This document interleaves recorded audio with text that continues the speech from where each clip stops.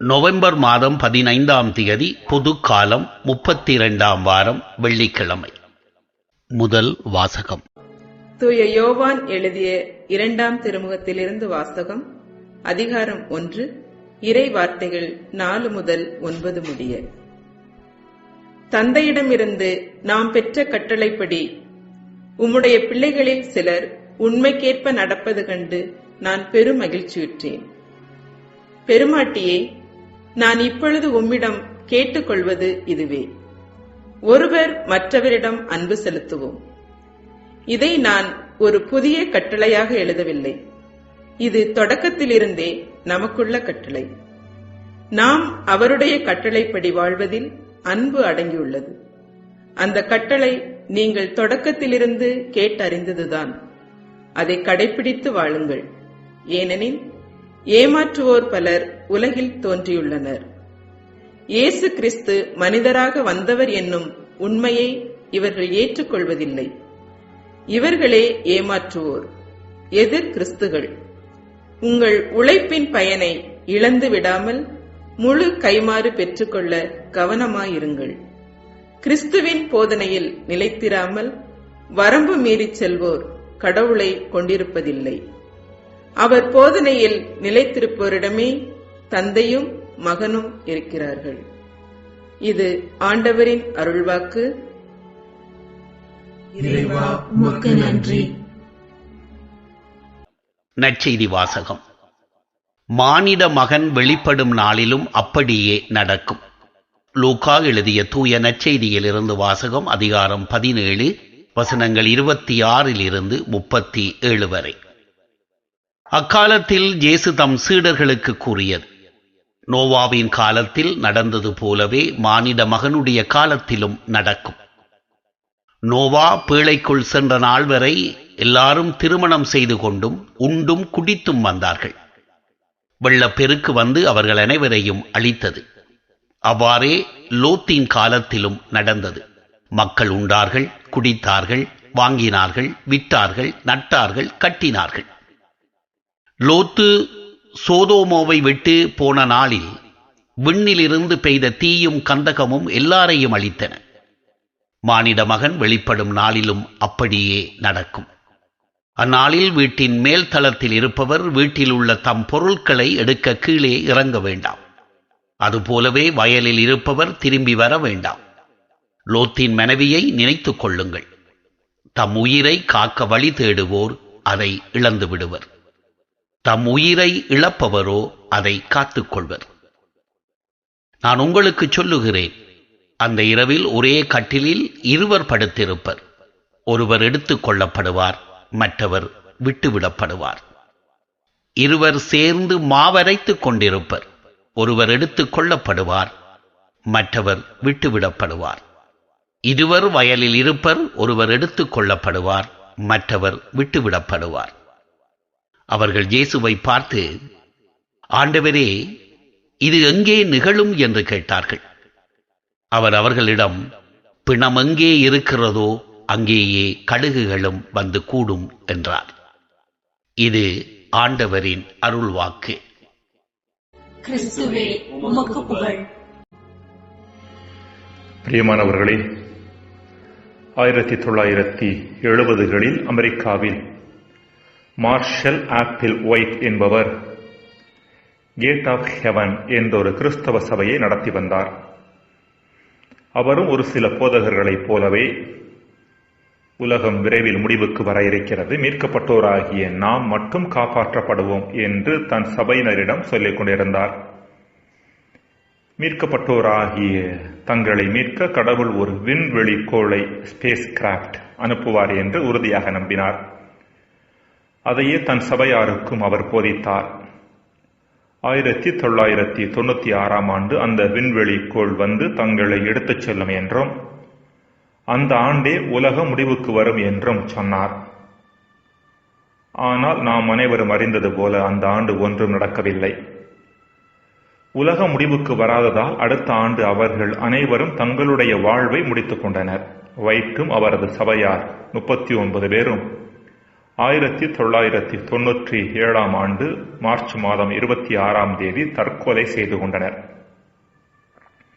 அன்புக்குரியவர்களே, இது போன்ற உலக முடிவை பற்றிய பல முன்னறிவிப்புகள் வரலாற்றில் நிகழ்ந்திருப்பது நாம் அனைவரும் அறிந்த ஒன்றே. 1842ஆம் ஆண்டு ஒரு குருவானவர் புத்தகம் ஒன்றை எழுதினார். அந்த புத்தகத்தின் மைய செய்தி 1847ஆம் ஆண்டு உலகம் அழியப் போகிறது என்பதுதானா. ஆனால் அந்த புத்தகத்தை வெளியிடுவதற்கான அனுமதி அவருடைய மேல் அதிகாரிகளிடமிருந்து 1848ஆம் ஆண்டுதான் அவருக்கு கிடைத்ததாம். இது போன்ற பல முன்னறிவிப்புகளை பல அடிப்படைவாத கிறிஸ்தவ குழுக்கள் முன்னறிவிப்பாக சொன்னதற்கான, இன்றும் சொல்லிக் கொண்டிருப்பதற்கான முக்கியமான காரணம் விவிலியத்தின் ஒரு சில பகுதிகளை அவர்கள் தவறாக புரிந்து கொண்டதே. இன்றைய நற்செய்தி கூட வாழ்வின் முடிவும் அழிவும் திடீரென்று நாம் எதிர்பார்க்காத நேரத்தில் வரும் என்பதை எடுத்துரைக்கின்றது. நோவா காலத்தில் வெள்ளப்பெருக்கினால் உலகம் அழிக்கப்பட்டது. லோத்தின் காலத்தில் சோதோம் நகர் தீயாலும் கந்தகத்தாலும் அழிக்கப்பட்டது ஆகிய பழைய ஏற்பாட்டு நிகழ்வுகளின் பின்னணியில் மனிதர்களது முடிவு எப்பொழுதும் வரலாம் என்கின்ற செய்தியை இயேசு எடுத்துரைக்கின்றார். இங்கு இறைமகன் இயேசுவின் செய்தி இந்த முடிவு எப்பொழுது வரும் என்று அதை பற்றி நாம் ஆராய்வதல்ல, மாறாக இந்த முடிவு எப்பொழுது வந்தாலும் அதை நாம் சந்திப்பதற்கு தயாராக இருக்க வேண்டும் என்பதே. உலக முடிவு என்பது ஒவ்வொரு தனிப்பட்ட மனிதரது வாழ்வு முடிவோடு தொடர்புடையது. அதாவது ஒரு மனிதர் இறக்கின்ற பொழுது அவரை பொறுத்த அளவில் உலக முடிவுக்கு வந்துவிட்டது. இப்படிப்பட்ட தனி மனித வாழ்வின் முடிவாகிய இறப்பு எப்பொழுது வரலாம் என்பது நாம் அனைவரும் அறிந்த ஒன்றே. வாகன விபத்துக்களும் நோயின் தாக்கங்களும் அதிகமாக இருக்கின்ற சூழ்நிலையில் இது எந்த அளவிற்கு உண்மையானது என்பது நாம் அனைவரும் அறிந்ததே. இவ்வாறு எந்த நேரத்திலும் வரும் வாழ்வின் முடிவை மகிழ்ச்சியோடு வரவேற்கின்ற அளவிற்கு நம் வாழ்வு தயாரான நிலையில் இருக்கின்றதா என்பதே இயேசு நமக்கு முன்பாக எழுப்பக்கூடிய கேள்வியாக இருக்கின்றது. நாம் எவ்வாறு நம்மை தயாரித்துக் கொள்வது என்பதற்கான பதிலை இன்றைய முதல் வாசகம் தருகிறது. நாம் ஒருவர் மற்றவரை அன்பு செய்து வாழ வேண்டும் என்பதே அந்த பதில்.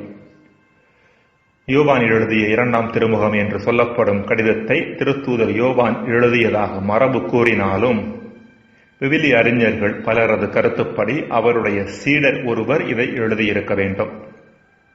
இந்த சீடர் அன்பு சீடரான யோவானின் மனப்பக்குவத்தை தன்னகத்தே உள்வாங்கி இருந்ததன் காரணமாக அன்பை மையப்படுத்தி வாழ்வதே உண்மையான கிறிஸ்தவ வாழ்வு என்று எடுத்துரைக்கின்றார்.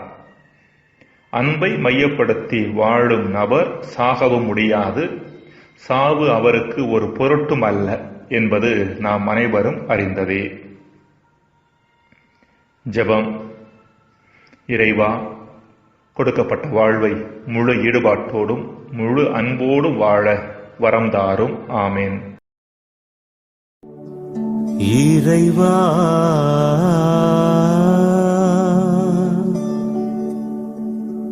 நீ அன்பு இதயம் வாழும்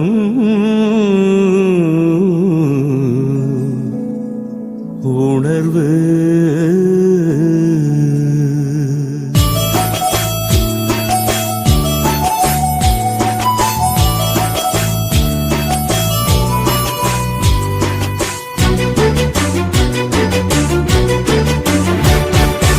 அன்பு வாழ்வது தியாகத்தினாலே, அது அறமாவது யாகத்தினாலே. அன்பு வாழ்வது தியாகத்தினாலே, அது அறமாவது யாகத்தினாலே. அன்பும் அறமும் இணையும் போதிலே அருளின் இறைமை உதயம் ஆகுமே. அன்பும் அறமும் இணையும் போதிலே அருளின் இறைமை உதயம் ஆகுமே. இதை உணர்க மனிதமே, இனிய வாழ்விலே இதை உணர்க மனிதமே இனிய வாழ்விலே. அன்பு வாழ்வது தியாகத்தினாலே, அது அறமாவது யாகத்தினாலே.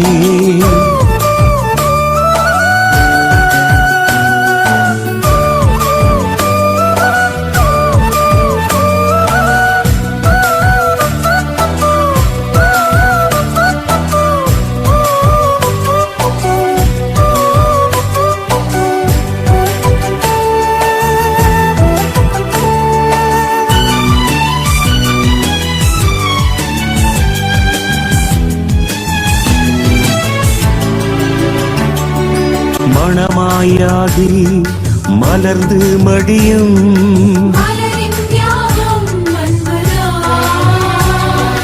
மழையாய் உருகி மண்ணில் முடியும்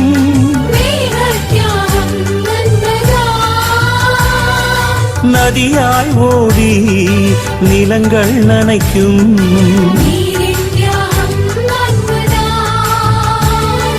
நன்மை செய்து உயிர்கள் வளர்க்கும்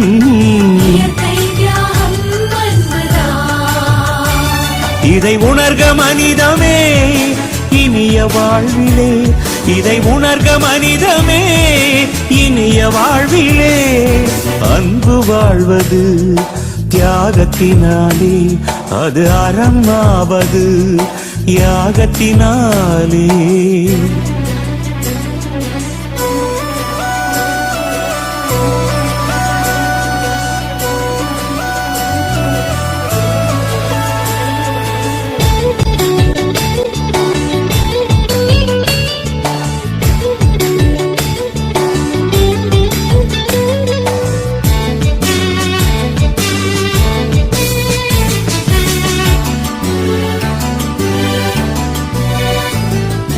கடமை உணர்வில் உழைக்கும் நல்லோர்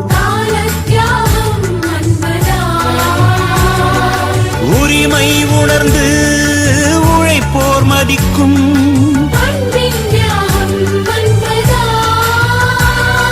சமயங்கள் கடந்து இணையும் மனங்கள்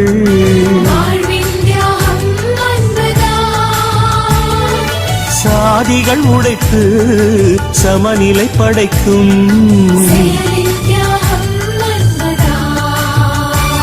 இதை உணர்க மனிதமே இனிய வாழ்விலே.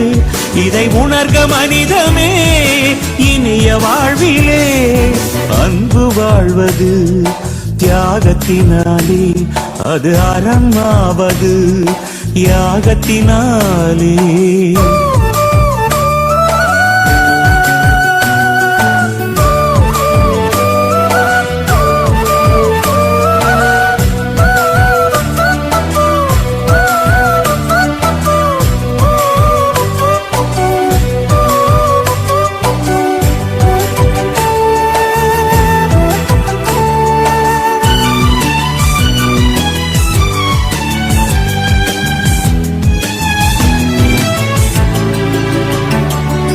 விபத்தில் உழன்ற உயிரை காக்கும்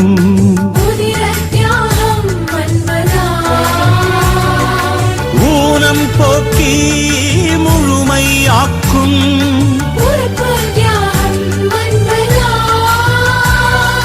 உயிரை உவந்து நம்மை இன்று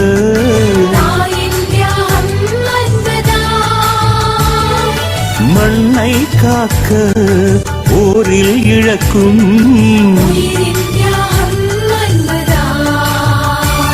இதை உணர்க மனிதமே இனிய வாழ்விலே. இதை உணர்க மனிதமே இனிய வாழ்விலே. அன்பு வாழ்வது தியாகத்தினாலே, அது அறமாவது யாகத்தினாலே. அன்பு வாழ்வது தியாகத்தினாலே, அது அறமாவது யாகத்தினாலே. அன்பும் அறமும் இணையும் போதிலே அருளின் இறைமை உதயம் ஆகுமே. அன்பும் அறமும் இணையும் போதிலே அருளின் இறைமை உதயம் ஆகுமே. இதை உணர்க மனிதமே இனிய வாழ்விலே, இதை உணர்க மனிதமே இனிய வாழ்விலே. அன்பு வாழ்வது தியாகத்தினாலே, அது அறமாவது யாகத்தினாலே.